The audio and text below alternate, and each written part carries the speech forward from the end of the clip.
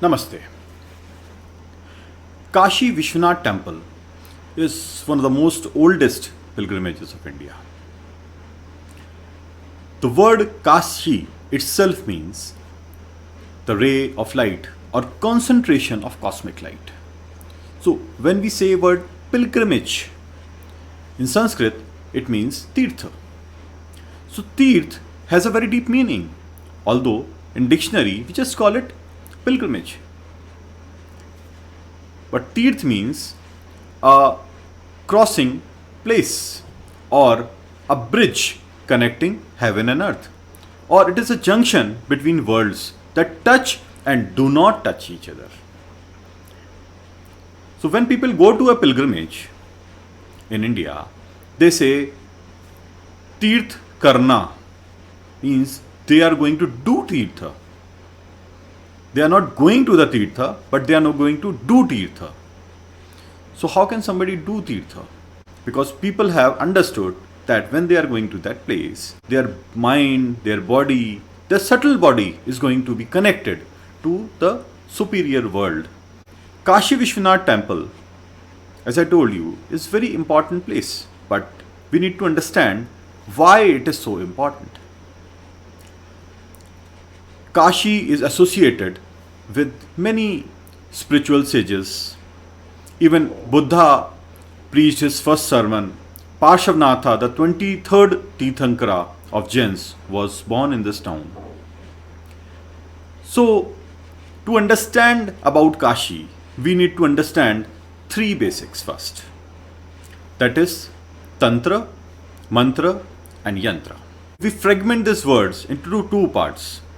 Tantra becomes Tan and Tra. Mantra becomes Man and Tra. Yantra becomes Yan and Tra. So Tra is common in all three words. Tra means tool. Tantra has two words, Tan and Tra. So Tan means body. Body is a tool. So how body is a tool? When you are doing some kind of yogasana or some kind of a mudra, or the whole process or whole spiritual process is called Tantra. Mantra. Man means the thought process. The thought process is one of the most important phenomena by which you can call yourself a human being. Thoughts are a very complicated phenomena. When I am speaking something, it is a form of vibration that is emitting from my mouth, going to your auditory nerves, and you are able to recollect and understand what I am saying. But thoughts are not coming out directly. It is a vibration. It is also a kind of vibration that is continuously going inside you. When you try to meditate, you will find that not only one kind of a thought, there are many kind of thoughts that are going inside you. Some of them you will be able to recollect, some of them you won't be able to recollect. But it is a complex place which is full of different kind of vibrations, different kind of thoughts, different kind of memories that are going inside you. And when you try to calm down those memories and find your existence beyond that memories, that is called meditation. So mantra is a tool where you put some words and try to replace the existing memory with those words. And those words are not the simple words, they are very powerful words. They have already been chanted thousands and millions of times by sages. So when those kind of vibrations are already there in the atmosphere, then when you chant those, they have a very deep spiritual effect. Yantra. Yan means control. Tra means tool. Yantra is a tool to control. Means any kind of an object which has a capability to control the whole system. or control the whole phenomena. So how can some object control the whole phenomena? So there is a process known as prana pratishtha. When that process is done, prana pratishtha is done, any object, it might be a statue, it might be a Shivlinga, it might be a geometrical diagram, it starts exchanging energies with our bodies. In India, specific places are made for some specific purposes. If we specially talk about Kashi Vishwanath temple. So Kashi Vishwanath temple, it's not just a temple or a building. It is a place where many sages have worshipped thousands and thousands of years.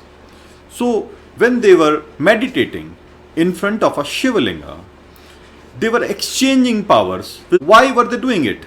They could have done it in isolation. So when your body itself is acting as a yantra, why do you need something in front of you? Or why do you need outside yantra? The objective of outside yantra is very deep. The objective is that today I am meditating, placing that yantra in front of me. Tomorrow, when I am not there in this world, somebody else is going to meditate. He will get the benefits of what I have done. So these places are so old. As far as Kashi is concerned, Kashi is called as the ancient more than the history itself, because history has a limitation. We can understand history for 1000 years, 2000 years, but beyond that, it is not possible for us to understand the history beyond 5000 years, 10,000 years. So whatever we dig out, we can just assume that it will be something like this, but exact meaning of that thing that we have excavated from somewhere, we will not be able to find out. Even there are limitations of carbon dating also. But because there are Vedas and other texts available, they explain the purpose of these places. So yantra, as I told you, is a kind of structure or some kind of an object that emits of powers which are for the benefit of future generations.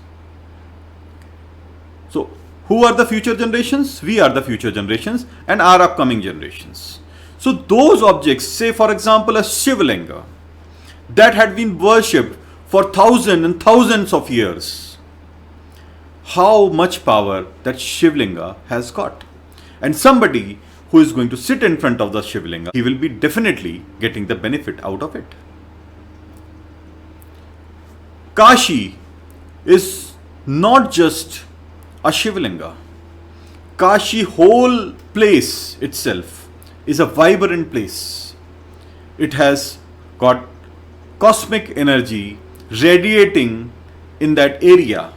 So when you go there in that area, you are able to witness the divine world. If you are into meditation, or if you just worship that place, or just go and sit there and do nothing, you are going to get the benefit of that place. Kashi is known by various names. Kashika in Sanskrit means the shining one. The same meaning, the place that emits some kind of a energy. It is also known as Anand Kananaha. So, Kanan means forest. Anand means happiness. A forest of happiness or forest of bliss. Rudra Vasa. Rudra means Shiva. Vasa means residence. This place is Shiva's residence, or place where Shiva resides. So Kashi Vishwanath temple in itself, as I told you, is a yantra. But this yantra is not alone.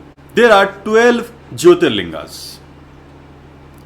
And all Jyotirlingas are in a couch shape. If you connect dots on a map, and start connecting all those Jyotirlingas, you'll find it makes a koch shape or a spiral shape, which looks something like Fibonacci sequence.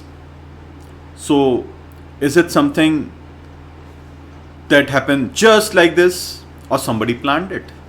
In India, the people who were living 4,000, 5,000, 6,000 years ago, they had a very deep knowledge about these concepts, and they had a deep knowledge about the concept of energy. They knew how to control and utilize the cosmic energy for human beings. So they understood Fibonacci sequence. We have found out this sequence now by scientific studies, but that concept was very much known to those people. So Fibonacci spiral shapes are shaped like conch shell. Kashi Vishwanath temple is not alone. India is connected by many yantras, and those yantras make a bigger yantra, because of which the cosmic energy resides in this part of the planet itself.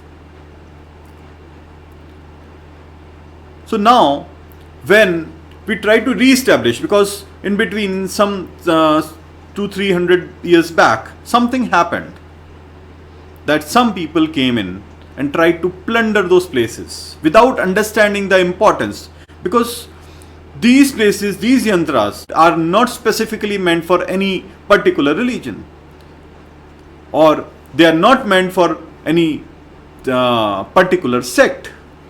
They are meant for every human being that is residing on this earth. Anybody can be benefited. How can somebody stop somebody else? Somebody who is visiting Kashi Vishwanath temple, no matter where has he come from, he can be benefited out of it. When he reaches that place, he starts getting the benefit of those vibrations. So when people are trying to reclaim those places, means they are trying to rectify those structures, and that will have a very positive effect on each and every human being residing on this earth. Think about it. Om Namah Shivaya.